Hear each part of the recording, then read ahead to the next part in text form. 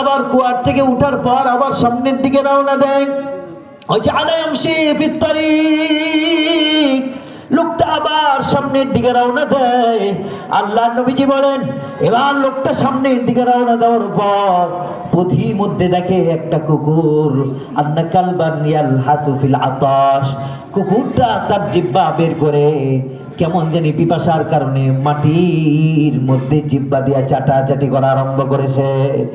লোকটা বুঝে ফেললো, ফাইদা গিয়া কালবুন ইয়ালহাসু ফিল আতাশ, একটু আগে আমার যে পিপাসা লাগছে এখন কুকুরের সেই পিপাসাটাই লাগলো।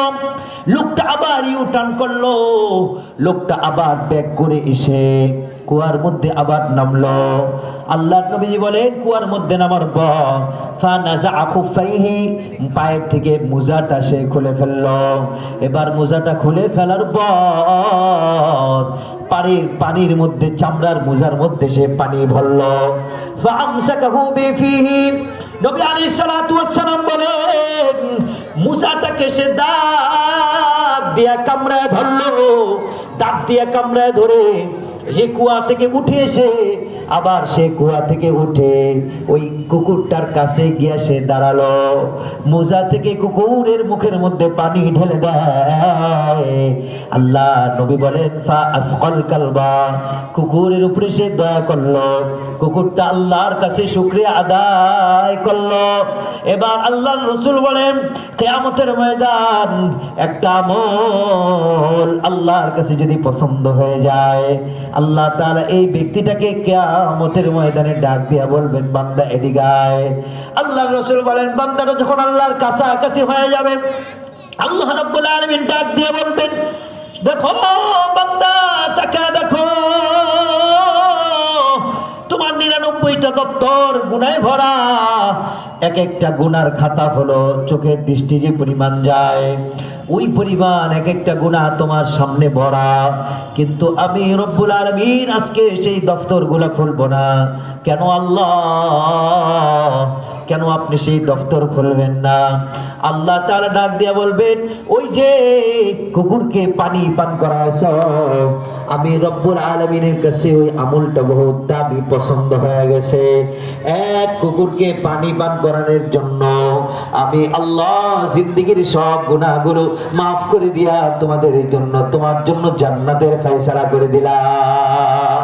সুবহানাল্লাহ। আর যে আওয়াজ দিয়া বলো সুবহানাল্লাহ, সুবহানাল্লাহ। আরে ভাই, আল্লাহ রাব্বুল আলামিন হাদিসের মধ্যে আমাদেরকে দেখাইলেন, কিয়ামতের ময়দানে একটা আমল যদি আল্লাহর কাছে পছন্দ হয়ে যায়, আল্লাহর কাছে পছন্দনীয় আমল, মাখলুকের উপরে দয়া করা আল্লাহর কাছে পছন্দনীয় আমল, মাখলুকের উপরে জুলুম করা আল্লাহর কাছে অনেক গোসানীয় আমল।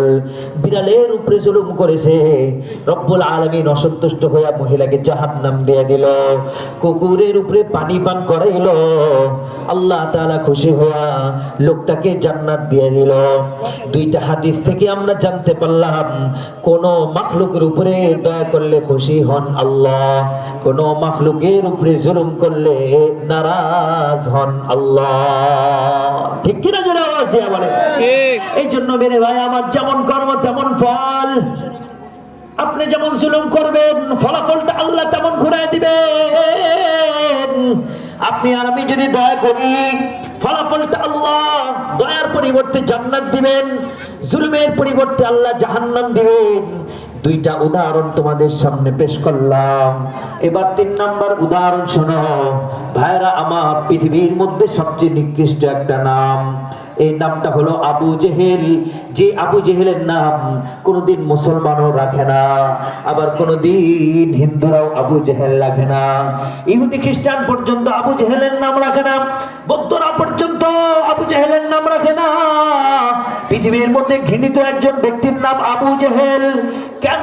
কয় যে তার জীবনটাই ইসলামের বিরুদ্ধে কর্মকাণ্ড দিয়া সাজানো, তার জীবনটাই কোরআনের বিরুদ্ধে কর্মকাণ্ড দিয়া সাজানো। তার জীবনে এমন কোন ষড়যন্ত্র নাই যে ষড়যন্ত্রটা সে আল্লাহর নবীর বিরুদ্ধে করে নাই। তার জীবনে এমন কোন কর্ম কৌশল নাই যে কৌশলটা নবীজির বিরুদ্ধে অ্যাপ্লাই করে নাই। আল্লাহর নবী মসজিদে নববীর মধ্যে, মসজিদে হারামের মধ্যে কাবা শরীফের পাশে নবী আলাইহিস সালাতু ওয়াস সালাম, আল্লাহর নবী কাবা শরীফের পাশে বসে বসে ইবাদত করে। নবী আলাইহিস সালাতু ওয়াস সালাম সিজদার মধ্যে তিনি লুটিয়ে পড়লেন। সিজদায় পড়ে দীর্ঘক্ষণ যাবত পর্যন্ত কাবার পাশে তিনি আল্লাহর কাছে দোয়া করতেছেন, আল্লাহ আমার উম্মতকে আপনি মাফ করে দেন, আল্লাহ আমার ইসলামের দাওয়াত যেন উম্মত কবুল করতে পায়।